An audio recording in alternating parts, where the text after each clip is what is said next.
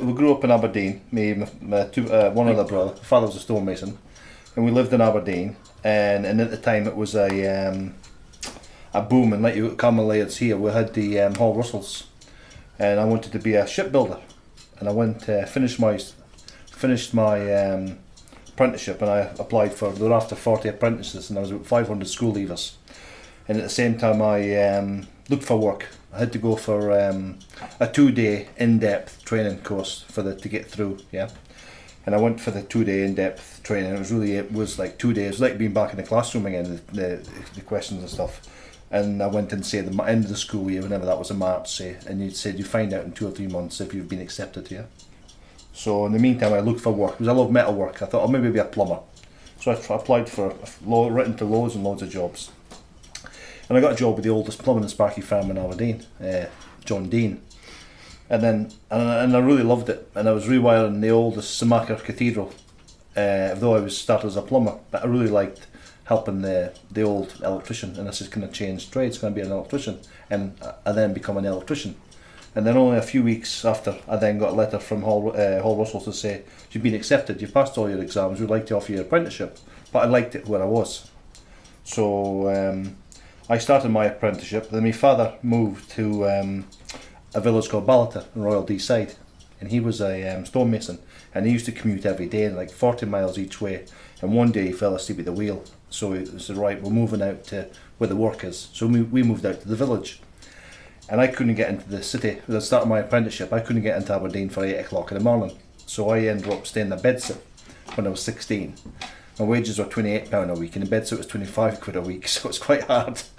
And I did that for a couple of years until I passed my driving test, and then finished my apprenticeship, moved back to the village, and started when I was 20. I started my own business when I was 20. I think 4 years at college, so 20 I finished, and I was my own. I worked for myself. I was the only spark in the village.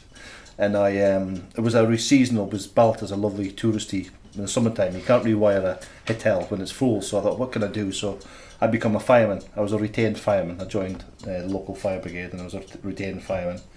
And at 21, quite a lot of things happened to me when I was 21. I was I was quite good at football. I played amateur football, and I played for Summer League side. I was captain of the Summer League side.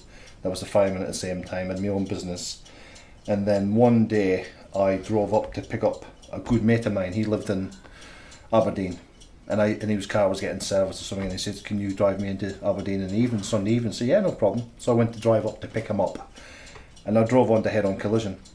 There was a car in the middle of the road on fire, and there was these Belgian students had taken one of the passengers out, and then I was like Superman. I was great. I got people out, dead people and burnt, and some live people, and I thought, bloody hell. The engine was on fire, and the driver's side was dinted in. I couldn't get the doors open. I had to go physically in through the passenger window behind the driver to get the people out, and I couldn't get the driver out. I thought, bloody hell, how am I going to fight it? But the doctor, the doctor was a bag of nerves. He was the Queen's doctor, and he was a bag. I was great at the time, but I had nightmares like afterwards. But I said, Christ, he was putting the fire out instead of treating people. He was trying to put the fire out. So I thought I'll try and fight the fire. I can't get the driver out. I'll try and fight the fire. So when I went to get the water, here was my mate Kenny. He was only in his 30s, early 30s at the time, and he owned the local bakers, and he died. He was dead in the car, and I couldn't save him. So that was quite traumatic, and it was a really big funeral. It was the worst road accident ever, and I got a commendation for saving people's lives. And Princess Diana went to see the widow after, because he had a royal appointment for the bakers. So that was quite a unique thing. And I stayed in the village until I was about 22, I think it was. I was my first love, and she was 10 years older than me. She's a lovely girl, but I was too young. I didn't want to get settled down at 22. So I left to go to London. And my father had a job lined up for me down in London. An old mate from school, he had a job, and somewhere for me to stay. And I had given myself a date, say August the 1st, for example, yeah. And a month prior to that, we never heard no more from this guy. And I was just so determined that I was going down, that I just went down, never knew no one, had no job. And finally, I met a girl I used to go to the gym. I was in the squash league, because I was really quite fit during that time, believe it or not.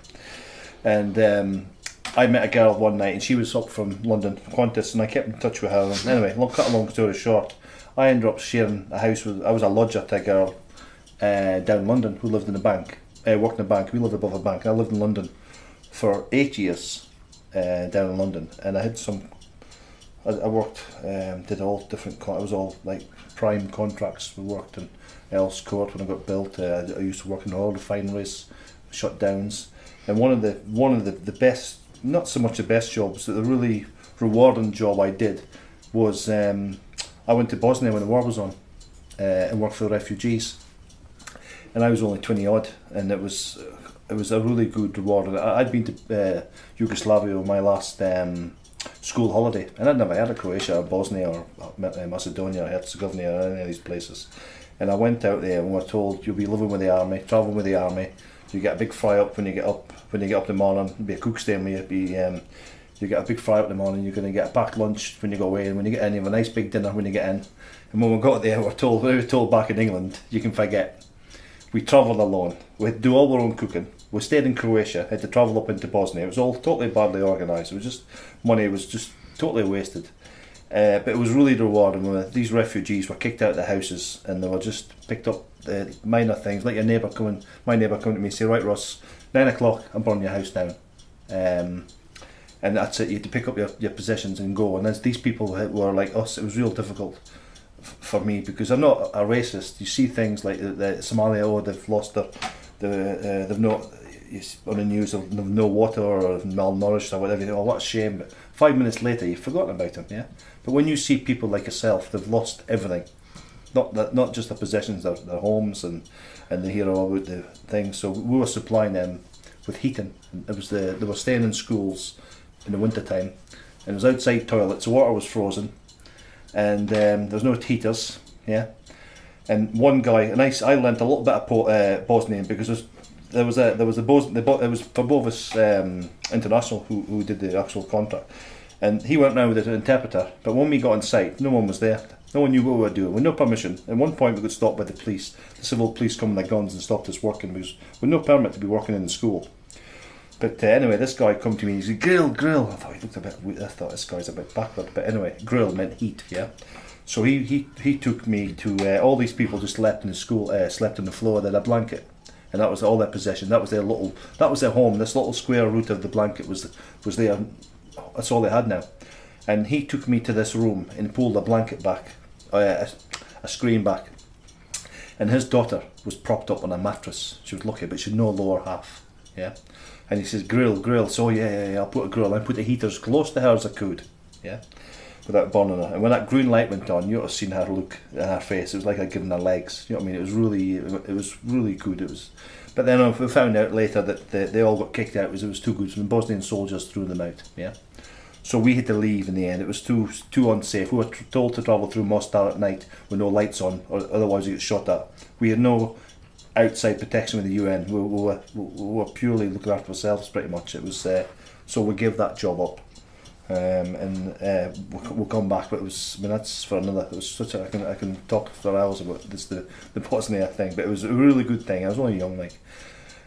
So I had 8 years down there. I've got a real good friend from Liverpool that I had known for when I was down there. I came up to Liverpool for a weekend, and as ever, I met a girl and moved up, bought a house, split up, and then I moved into Newsham Park, where you mentioned earlier, and I had a great time in Newsham Park. It was a big flat. We split up with this girl, and no room at the end. My brother had separated, and I couldn't go back to Scotland. I thought, I don't want to go back to London, so I got my flat, and I moved into my flat. And then about 12 years ago, I went out with the lads one Friday night, and I was in a relationship at the time, but I went out. I wasn't drunk. I used to work away from home, commute, like contracted Monday to Friday. And I remember getting in, ringing my partner at the time, that I'll ring you tomorrow morning. There was no mobiles then. It was, remember the answer phones, and I'll ring you in the morning. So I rings and goes to bed. Next thing, I woke up and I'm in a hospital bed. So I had a tube down my throat.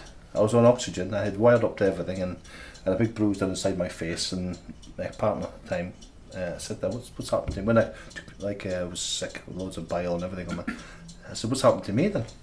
She said, "Oh, you were in a fire." I said, "I was in a fire. When was this? Where was the fire? In your flat? My flat? I never smoked in my life. There was no gas in the flat. So, what was this?" She said, "Friday. Friday. And what day is it today?" So it's Sunday. So I've been in a coma for 20 odd hours. And I thought, well, how's my CD? I love my music. How's my stereo? I was only about a stereo a few months ago, prior to it, and I thought, oh, it's gone. CDs gone. Like she said, look, everything is gone. The only thing I salvaged, I think, is I've got a really good photograph of me and refugee kids when I was in Bosnia, and my commendation amounts of salvage. It was in the frame. It was away from a lot of the stuff. But and the bruise. The reason I had the bruise was I had been all disorientated. I'd been naked in bed, and I put the duvet over myself, and I'd been all around the flat trying to get my weight. I was low, and I had collapsed behind the front door. I saw my black hand, and I'd stopped breathing, and it was a fireman breaking the door down, only because there was a party on upstairs. But it was scary. Like, it was in my fire previous, I had nightmares, but I was so happy that I had no recollection. You know what I mean? It was just so. That's when I ended up moving over to the Wirral. Then I loved it in the Wirral, like, and I've had this place 12 years now, and in that time I was in Dublin 4 years. I was engaged to an Irish girl for 6 years and lived in Dublin for 4 years during the Celtic Tiger period, and I split up with her and come back here after it never worked out. Lovely girl, still good friends with now, and I come back here, and I was working here for about 6 months, and then the recession hit and I got offered a job. My last job in Dublin was working for Cadbury's. I was a contracts manager for an electrical company. And I kept in touch with this Cadbury guy. I got on well with the Cadbury guys. I won a lot of work for my boss at the time, and he said he used to send me these funny emails, and I said, "Where are you working these days?" "So I'm in Poland." "It's all right. You after anybody?" Joking like. He said, "Oh, you after something?" I said, "I'll bloody come out there." So I went to Poland, and I lived out there for a year, and I loved it. Had a great time. I learned a language, which is quite tricky to learn a language. My stage of life, I didn't think I'd be learning a new language at my age, and I've been based back here now in the world now since then, really, since I come back from Poland the last 3 years, and started my photography business a couple of years ago, and let's try and do that now.